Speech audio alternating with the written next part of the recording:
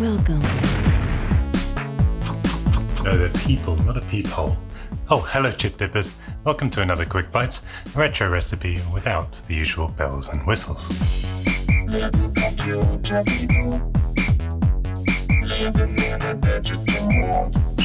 Thank you.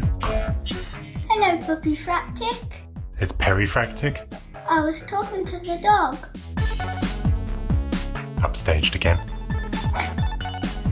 But as for the tune she was whistling, did you know that in 1985, Activision claimed to have discovered little computer people, yes, and dogs, living inside Commodore 64s, Spectrums, Nintendos, even Japanese PC 9801s. And that they devised a way to coax them out. Now in a moment, we're going to explore something about that still to this day is incredible to me. You see, if you bought a copy of the software they later released, your little computer person would be completely unique in looks, character, personality, and name. But more than that, your little guy would remain the same even after you turned the computer off, which was seemingly impossible for a game that was mass-produced and cloned from the same master disk, right? But first, some important context. The big computer men behind LCP, as we'll call it, were Rich Gold, real name, Sam Nelson, and the equally legendary David Crane. And by the way, all of the genius details you're about to hear came directly from David Crane himself, who once again helped me make this video. So huge thanks to you, David. But yes, that really was how LCP was marketed, as a house on a disc. Now, as the story goes, back in the early 80s, David Crane was trying to work out what was causing bugs in otherwise seemingly perfect code. This led him to theorize that something or someone was actually living inside his machine and wreaking that havoc. And so they set up the Activision Little Computer People Research Group, or as it was catchily called, Alcrabrug. Living in a digital world. Can't you see them on the screen? You're the master, you're the key. So anyway, allegedly, in 1985, they successfully discovered and drew out, literally, dozens of tiny little creatures trapped inside store-bought computers. And seeking to capitalize on what they discovered, they released a version of that laboratory on disk for any of us to use. And use it we did in our droves, as did the creator of The Sims, Will Wright. Yet you see, LCP is actually the mother of not just The Sims, but also Tamagotchi.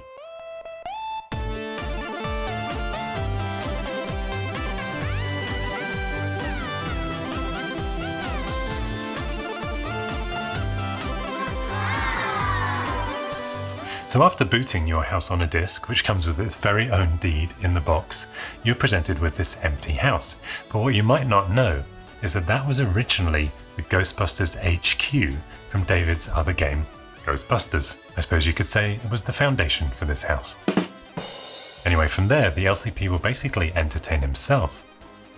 I wonder if he's got a little computer person in his computer. And it was really only up to us to offer food, water, and mood boosters. You could get gifts delivered, make the phone ring, and when he's on a phone call, of course, it was a great opportunity to give him a good petting.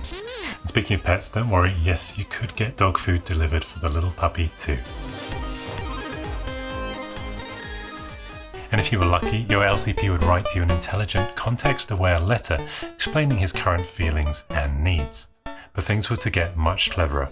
First, I have to mention that in Japan, LCP was of course called Appletown Story and didn't feature a man and his dog, but a little girl and her cat. Yes, I said cats.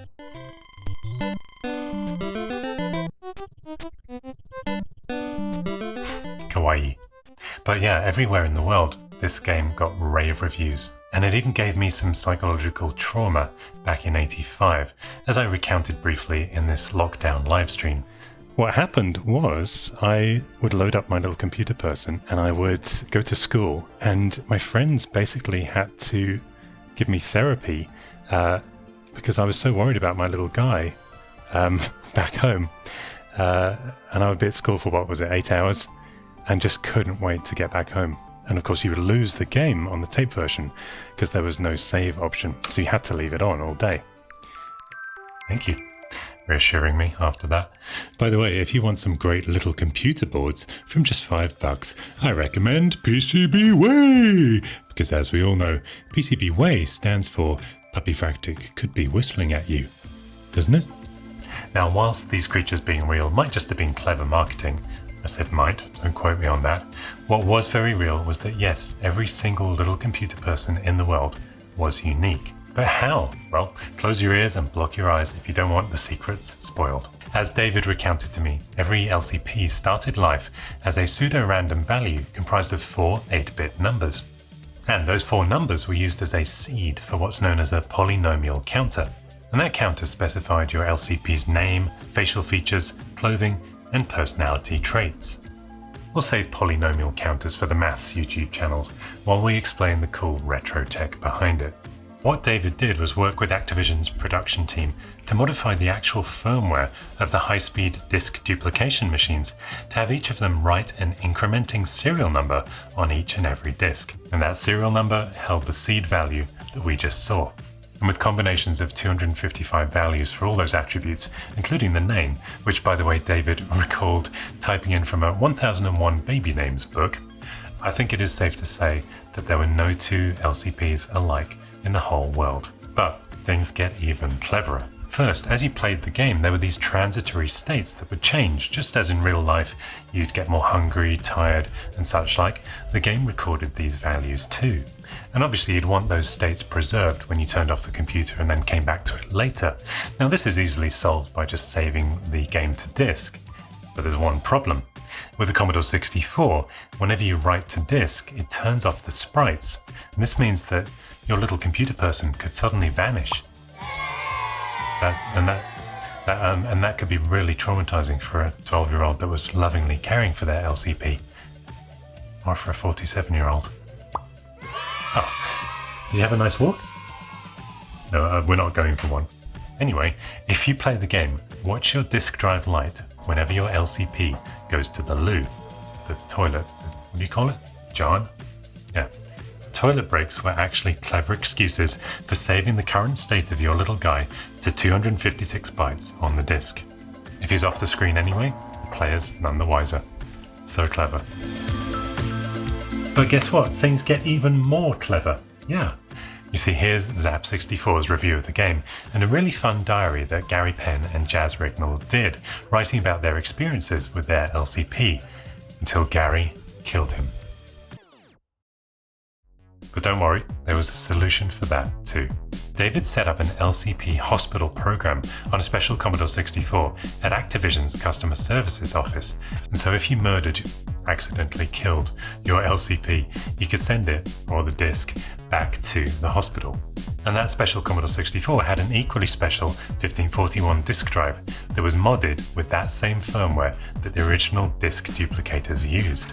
This gave it the ability to take the serial number off the disk and write it to a brand new disk. And so Bob, Fred, Larry, whatever your guy was called, was essentially resurrected from the afterlife. Little computer people living in a digital world. The nicest of all, and surely unheard of today, is that Activision did this completely free of charge. Those were the days, eh? Well, I hope you enjoyed this little voyage of discovery, and I do hope sincerely that nothing in here spoiled too much about LCP for you. That said, nothing in this video is certain, and indeed David Crane did tell me that his memory is a little unclear about things too. In fact, it may just be that none of this is true, and little computer people really do live in our machines. We'll be back soon, so thanks for watching. As always, subscribe and join below. Cheerio, or as my LCP would say, weird, right? Cheerio. Little computer people living in a digital world. Can't you see them on the screen? You're the master, you're the key.